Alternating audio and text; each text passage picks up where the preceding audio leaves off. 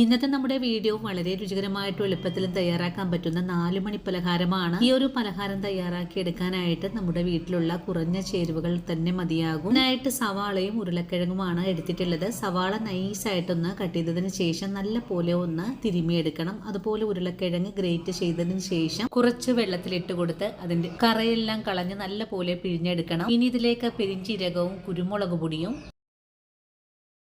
ചതച്ച മുളകും പ്രത്യേക ടേസ്റ്റ് കിട്ടുന്നതിനായിട്ട് ചിക്കൻ മസാലപ്പൊടിയും മഞ്ഞൾപ്പൊടിയും കുറച്ച് മല്ലിയിലയും കുറച്ച് കറിവേപ്പിലയും എരിവിന് ആവശ്യമായ പച്ചമുളകും നല്ലൊരു സ്വാദിനായിട്ട് ഇഞ്ചി വെളുത്തുള്ളി പേസ്റ്റും. ഇനി ചേരുവകൾ നല്ലതുപോലെ കോട്ട് ചെയ്തെടുക്കുന്നതിനായിട്ട് മൈദപ്പൊടിയും വറുത്ത അരിപ്പൊടിയും ചേർത്ത് കൊടുക്കണം. ഇത്രയുമായാൽ നമ്മുടെ കൈ ഉപയോഗിച്ച് വീണ്ടും നല്ല പോലെ കുഴച്ചെന്ന് ബോളുകളാക്കി എടുക്കാം. ബോളുകളാക്കി കഴിഞ്ഞാൽ ചൂടായ വെളിച്ചെണ്ണയിലേക്ക് ഇട്ട് കൊടുത്ത് നല്ല പോലെ ഒന്ന് മുരിച്ചെടുക്കാം. വീഡിയോ കാണുമ്പോൾ ഇഷ്ടമായിട്ടുണ്ടെങ്കിൽ ഫുൾ വീഡിയോ കണ്ട് വീട്ടിൽ ട്രൈ ചെയ്ത് നോക്കാൻ മറക്കല്ലേ.